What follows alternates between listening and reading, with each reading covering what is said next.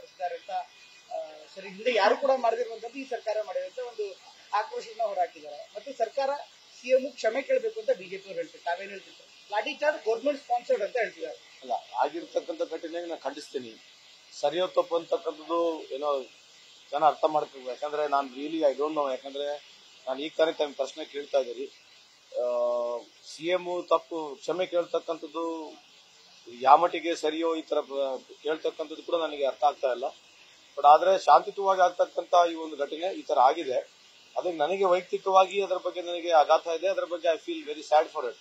But ಯಾಕಾಗಿದೆ, ಏನ್ ಕಾರಣ, ಸಂಪೂರ್ಣ ಮಾಹಿತಿ ನನಗಿಲ್ಲ. ಇದ್ರ ಜೊತೆಗೆ ಸರ್, ಹಿಂದುಳಿದವರ ಹೋರಾಟ ಏನ್ ಹೇಳ್ತೀರಿ ಸರ್? ಪಂಚಮ ಸಾಲಿಗೆ ಕೌಂಟ್ರಾಗ್ ಅವರು ಒಂದು ಲೆಟರ್ ಬರೆದಿದ್ದಾರೆ. ಆ ಲೆಟರ್ ನ ಚರ್ಚೆ ಮಾಡ್ಲಾಗ್ತಾ ಇದೆ. ಅಂದ್ರೆ ಪಂಚಮ ಸಾಲಿಗೆ ಮೀಸಲಾತಿ ಕೊಟ್ರೆ ನಾವು ಹೋರಾಟ ಮಾಡ್ತೀವಿ. ಸರ್ಕಾರಕ್ಕೆ ಇದೊಂದು ಬಿಸಿ ತುಪ್ಪ. ತಾವು ಕೂಡ ಮರಾಠ ಸಮಾಜದಿಂದ ಬಂದವರು, ಈ ಮೀಸಲಾತಿ ತಾವು ಹೇಗೆ ನೋಡ್ತೀವಿ ಸರ್? ಯಾವುದೇ ಸರ್ಕಾರಗಳು ಬಂದಾಗ ಇದು ಒಂದು ಎರಡು ಈ ತರ ಹಿಂದುಳಿದ ವರ್ಗದವರಾಗಿರ್ಲಿ ಅಥವಾ ಈ ತರ ನಮ್ಮ ಪಂಚಮಶಾಲಿ ಸಮಾಜದವರಾಗಿರ್ಲಿ, ಎರಡು ಈ ರೀತಿ ಡಿಮಾಂಡ್ ಇದ್ದ ಸಂದರ್ಭದಲ್ಲಿ ಅದು ಸರ್ಕಾರ ಬಹಳ ಯೋಚನೆ ಮಾಡೇ ಇದೊಂದು ಕ್ರಮ ತಗೋಬೇಕಾಗುತ್ತೆ. ಸೊ ಇದೊಂಥರ ಸಿಚುವೇಶನ್ ಬರೀ ಡೆಲಿಟ್ ಸಿಚುವೇಶನ್ ಆಗಿರ್ತದೆ. ಸೊ ಯೋಚನೆ ಮಾಡಿ ಮಾಡ್ತಕ್ಕಂಥದ್ದು ಸರಿಯಾಗಿರ್ತದೆ. ಸರ್ಕಾರ ಅದಕ್ಕೆ ಕಂಕಣಬದ್ಧವಾಗಿ ನಾವು ನಿರ್ಣಯವನ್ನ ಸರ್ಕಾರ ತಗೊಳ್ಬೇಕು. ಫೈನಲಿ ಈ ಸದನದ ಬಗ್ಗೆ ತಾವೇನು ಹೇಳ್ತೀವಿ ಸರ್? ಈಗ ಉತ್ತರ ಕರ್ನಾಟಕದಲ್ಲಿ ಪ್ರತಿ ಬಾರಿ ಸದನ ಆದಾಗಲೂ ಕೂಡ ಸೂಕ್ತ ರೀತಿಯಲ್ಲಿ ಯಾವುದೇ ವಿಚಾರಗಳು ಚರ್ಚೆ ಆಗಲ್ಲ. ಬೇರೆ ಬೇರೆ ಕಾರಣಗಳಿಂದ ಅದು ಮುಂದೂಡ್ತಾನೆ ಇರುತ್ತೆ. ಇಲ್ಲೂ ಕೂಡ ಮತ್ತೆ ಅದೇ ಆರೋಪಗಳು ಬರ್ತಾ ಇದೆ sir. Respective of the government. ನಮ್ಮ ಸರ್ಕಾರ ಬಂದಾಗ ನಾವು ಕನಿಷ್ಠ 80ರಿಂದ 90 ದಿನ ಅಸೆಂಬ್ಲಿ ನಡೆಸಿದ್ದೇವೆ. ಬಿಜೆಪಿ ಸರ್ಕಾರ ಬಂದಾಗ ಎಷ್ಟು ದಿವಸ ಅಸೆಂಬ್ಲಿ, ಎಷ್ಟು ವರ್ಷದಲ್ಲಿ ಎಷ್ಟು ದಿನ ಅಸೆಂಬ್ಲಿ ನಡೆಸಿದ್ರೆ ತಾವು ಚೆಕ್ ಮಾಡಿ ನೋಡಿ. ಇಲ್ಲಿ ನಾವು ವೈಯಕ್ತಿಕವಾಗಿ ಸರ್ಕಾರ ರೆಡಿ ಟು ಡಿಬೇಟ್ ಅಂತಂದ್ರೂ ಕೂಡ ಅವರು ರಾಜಕೀಯ ಉದ್ದೇಶಗಳು, ರಾಜಕೀಯ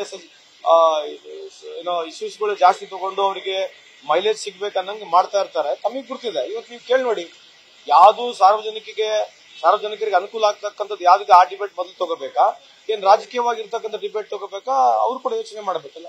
so unnecessary which is not required, ಅದಕ್ಕೆ ಜಾಸ್ತಿ ಮೈಲೇಜ್ಗೋಸ್ಕರ ಅವ್ರು ತಗೊಳ್ತಾರೆ. ವಿರೋಧ ಪಕ್ಷಗಳು ವಿಶೇಷವಾಗಿ ಇಂಥ ಒಂದು ಸಂದರ್ಭದಲ್ಲಿ ಇದು ಒಂದು ಸರ್ಕಾರದ ಆಡಿಟ್ ಇದ್ದಂಗೆ. ಈ ಸರ್ಕಾರದ ಆಡಿಟ್ ಜೊತೆಗೆ ಇಲ್ಲಿ ಈ ಭಾಗದ ಸಮಸ್ಯೆಗಳಿಗೆ ಅವ್ರು ಜಾಸ್ತಿ ಒತ್ತು ಕೊಟ್ಟರೆ ನಮ್ಮ ಸರ್ಕಾರ ಉತ್ತರವಾಗಿ ಸಮರ್ಪಕವಾಗಿ ಉತ್ತರ ಕೊಡ್ಲಿಕ್ಕೆ ರೆಡಿ ಇದೆ. ಆಮೇಲೆ ಎರಡೂ ಪಕ್ಷಗಳು ಸೇರಿ ಈ ಭಾಗದ ಜನರ ಬಗ್ಗೆ ಚರ್ಚೆ ಮಾಡ್ಲಿಕ್ಕೆ ನಾವಂತೂ ಸರ್ಕಾರ ಸಿದ್ಧವಾಗಿದ್ದೀವಿ. ಸರ್, ಫೈನಲಿ ವಕ್ಫ್ ಇರ್ಬೋದು ಅಥವಾ ಪಂಚಮಸಾಲಿ ಇರ್ಬೋದು, ಸದನದಲ್ಲಿ ಪ್ರಸ್ತಾಪ ಮಾಡ್ತೀವಿ ಅಂತ ಹೇಳ್ತಿದ್ದಾರೆ. ಅದಕ್ಕೆ ಚರ್ಚೆಗೆ ಸರ್ಕಾರ ರೆಡಿ ಇದೆಯಾ ಸರ್? ನಾವು ಸಚಿವರಾಗಿ ಏನ್ ತಲೆ ಕೊಟ್ಟಿರ್ಬೇಕಲ್ಲ. ಇವತ್ತು ರೂಲ್ 69 ಕೊಟ್ಟಿದ್ದಾರೆ ಅಂತ ನಾನು ಕೊಟ್ಟಿದ್ದಾರೆ. ಪಂಚಮಸಾಲಿ ಶೂನ್ಯ ವೇಳೆಯಲ್ಲಿ ತಗೋತೀವಿ ಅಂತ 69 ಕೊಟ್ಟಿದ್ದಾರೆ, ವಫ್ನಲ್ಲಿ ಕೊಟ್ಟಿದ್ದಾರೆ ಅಂತ ನಾನು ಭಾವಿಸ್ತಾ ಇದ್ದೀನಿ. ಶೂನ್ಯ ವೇಳೆಯಲ್ಲಿ ಕೊಡಬೇಕಿಲ್ಲ, ಸ್ಪೀಕರ್ಗೆ ಸಂಬಂಧಪಟ್ಟಿರ್ತಕ್ಕಂಥದ್ದು. ಈ ತರದ ಇಶ್ಯೂಗಳು ಏನೋ ಪೊಲಿಟಿಸೈಸ್ ಮಾಡಿ ಮಾತನಾಡ್ತಕ್ಕಂಥದ್ದು ಬಿಜೆಪಿ ನಿಸೀಮ್ರವರು. ಯಾವುದೇ ಒಂದು ಇಶ್ಯೂ ಪೊಲಿಟಿಸೈಸ್ ಮಾಡೋದ್ರಲ್ಲಿ ನಿಸೀಮ್ರಿದ್ದಾರೆ.